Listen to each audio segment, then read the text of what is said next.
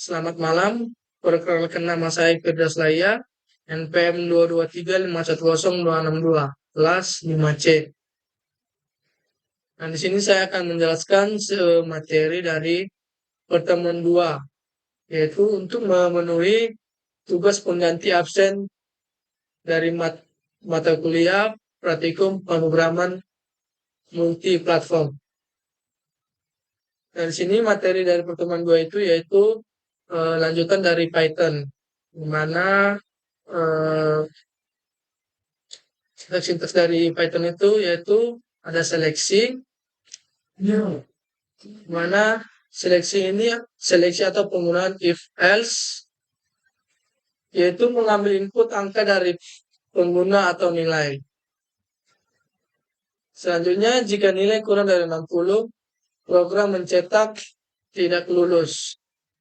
Selanjutnya, jika nilai sama atau lebih dari 60, program mencetak lulus. Nah, kemudian di sini ada menampilkan opsi A, yaitu Python, dan B, C++. Nah, jika pengguna memasukkan input berupa huruf, maka program akan mengevaluasi huruf yang dimasukkan. Itu jika A atau A, maka program akan mencetak pilihan Anda, yaitu A, yaitu Python. Kemudian, jika B atau B, maka program akan mencetak pilihan Anda, yaitu B, yaitu C++. Nah, selain itu, program akan mencetak juga pilihan tidak tersedia jika yang Anda pilih tidak masuk di dalam program. Selanjutnya di sini ada looping while, yaitu terdapat variabel batas diatur menjadi 10 dan A dimulai dari 0. Selanjutnya, selama nilai A lebih kecil dari batas 10, maka perulangan akan mencetak nilai A dan menambahkan nilai A sebanyak 1 setiap iterasi.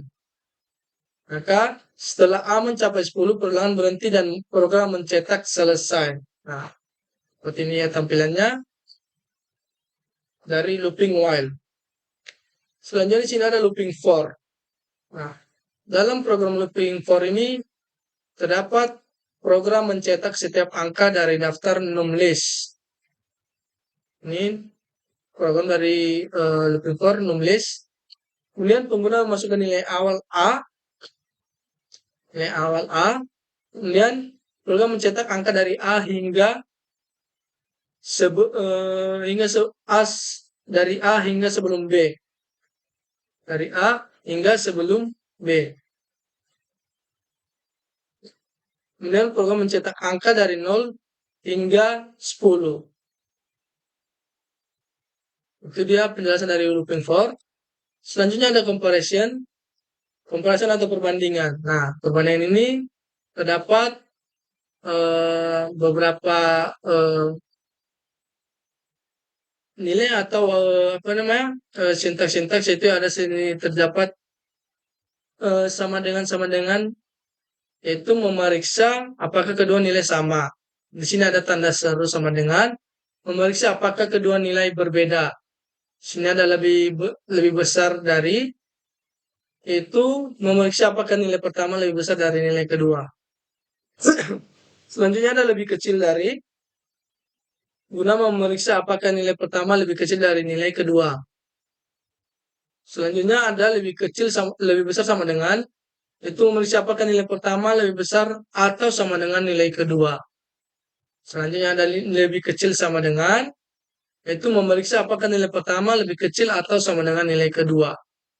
Nah, hasilnya di sini ada jika A sama dengan 2 dan B sama dengan 3, maka A sama dengan B akan menghasilkan false karena 2 tidak sama dengan 3. Kemudian A tanda seru, contohnya sama dengan B akan menghasilkan true karena 2 tidak sama dengan 3. Dan seterusnya sesuai logika perbandingan. Nah, selanjutnya di sini ada aritmatika. di mana aritmatika ini terdapat beberapa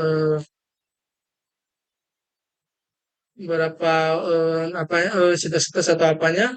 Itu ada pertama sintaks perkalian, yaitu A kali B hasilnya 32. Dan penjumlahan A tambah B hasilnya 12.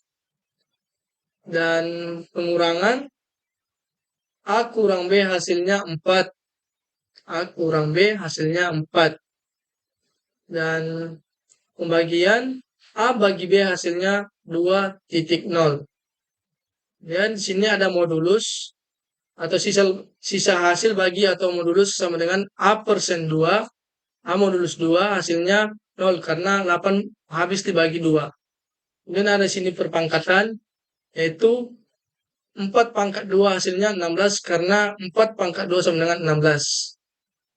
Nah, itulah hasil dari setiap operasi dicetak ke layar menggunakan print. Sini terdapat juga logika operator, di mana logika operator ini dapat A sama dengan 2, B sama dengan 3, dan C sama dengan 4. Nah, di operator ini terdapat logika N, yaitu menghasilkan true jika semua kondisi benar. Contohnya, A lebih kecil dari B dan B lebih kecil dari C akan menghasilkan true karena 2 lebih kecil dari 3 dan 3 lebih kecil dari 4. Nah, ini dia. Sini tadi ada apanya. Kemudian OR. Logika OR akan menghasilkan true jika salah satu kondisi benar. Nah, contohnya, A lebih kecil dari B dan B lebih kecil dari A lebih kecil dari B dan atau B lebih besar dari C akan menghasilkan true karena 2 lebih kecil dari 3 meskipun 3 tidak lebih besar dari 4. Kemudian ada di sini logika NOT atau mengembalikan hasil logika. Contohnya, NOT A lebih kecil dari B akan menghasilkan false karena A lebih kecil dari B adalah true. Lalu dibalik menjadi false. Jadi hasil dari setiap hasil logika dievaluasi dan dicetak menggunakan print. Nah, operator identitas. Nah, operator identitas ini itu akan memprogramkan A adalah B akan mengembalikan true jika kedua variabel menunjukkan ke objek yang sama di memori. Dan A adalah atau tidak B akan mengembalikan true jika kedua variabel menunjukkan ke objek yang berbeda di memori. Contohnya, A sama dengan 2 dan B sama dengan 3 adalah dua objek yang berbeda, maka A is B, maka hasilnya false. Dan A is not B, hasilnya true. Nah, selanjutnya ini ada operator keanggotaan, di mana operator keanggotaan ini akan memprogramkan yang namanya, ya, di mana A in B mengembalikan true jika nilai A ada di dalam koleksi B. Dan sebaliknya, A not in B mengembalikan true jika nilai A tidak ada di dalam koleksi B. Contohnya, jika A sama dengan 5 dan B isi di dalam B itu, dalam koleksi B ada 1, 4, 5, 6, 7. Maka A in B hasilnya true karena 5 ada di dalam daftar koleksi di B. Dan A not in B hasilnya false karena 5 tidak ada dalam daftar A not in B dalam daftar koleksi karena B 5 ada di dalam daftar koleksi B. Maka jika di sini kan A not in B, not itu kan jika tidak ada di dalam daftar, maka hasilnya false karena 5 ada di dalam daftar koleksi B. Selanjutnya ada error handling. Error handling itu blok try berisi kode yang akan dijalankan. Kemudian jika terjadi error, eksekusi akan berpindah ke blok except. Kemudian pada contoh 10/0 menyebabkan zero division error.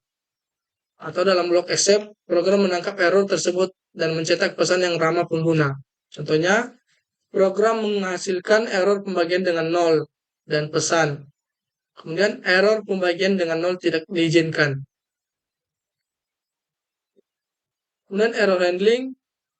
Error handling ini adalah mekanisme untuk menangani error atau kesalahan yang mungkin terjadi selama program dijalankan agar tidak menyebabkan program berhenti mendadak. Dalam Python, error handling menggunakan blok try atau except dan kadang juga finally. Dan di sini ada kode di slide, yaitu integer atau bukan angka akan menghasilkan value error karena string tidak dapat dikonversi ke integer.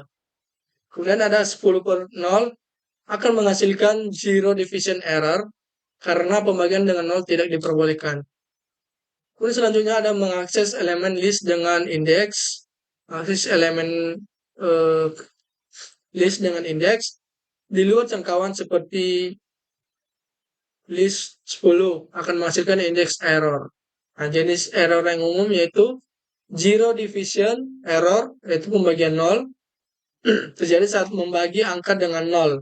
Kemudian ada value error, terjadi jika tipe data tidak valid seperti mengubah string menjadi angka. Nah, kemudian ada tipe error, terjadi saat operasi tidak sesuai dengan tipe data. Kemudian ada name error, terjadi jika variabel yang dipanggil belum didefinisikan. Kemudian ada selanjutnya index error, terjadi saat mengakses indeks yang di luar jangkauan. Selanjutnya ada key error, terjadi jika kunci dictionary tidak ditemukan. Kemudian selanjutnya ada file not found error, file yang diminta tidak ada. Kemudian ada IO error, kesalahan pada operasi input atau output. Kemudian ada import error, modul tidak bisa diimport. Dan syntax error, yaitu kesalahan sintaks dalam mode. Dan ada attribute error, itu terjadi jika atribut atau metode tidak ditemukan. Dan terakhir ada overflow error, terjadi ketika bilangan terlalu besar. Dan selanjutnya di sini ada function, yaitu fungsi adalah blok kode yang dirancang untuk melakukan tugas tertentu. Python menggunakan kata kunci def untuk mendefinisikan fungsi. Pertama di sini ada kode di slide, yaitu fungsi tanpa parameter. Sini fungsi tanpa parameter. Yang kedua B Python. Yang kemudian yang C copy edit. Kemudian sini ada print, ada def. Ini ada def ini fungsi, kemudian print hello from a function. Dan sini ada ini fungsi, itu fungsi. Kemudian ada fungsi ini tidak menerima parameter dan hanya mencetak teks. Kemudian ada H fungsi dengan parameter, dan kemudian I Python, dan K def fungsi juga atau fname. Kemudian I print fname plus refness.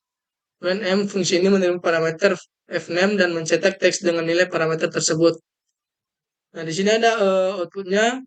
Jika dipanggil dengan Python,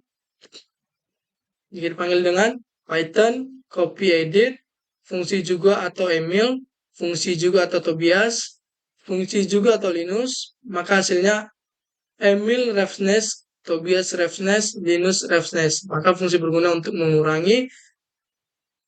ini berguna untuk mengurangi pengulangan kode dan meningkatkan keterbacaan. Nah, di sini ada variable scope, di mana variable scope atau variable scope variable global itu variabel Y dideklarasikan di luar fungsi atau global scope sehingga bisa diakses oleh fungsi global.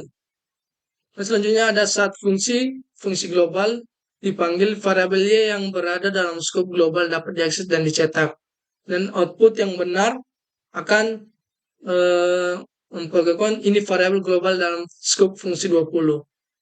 Nah, di sini ada errornya.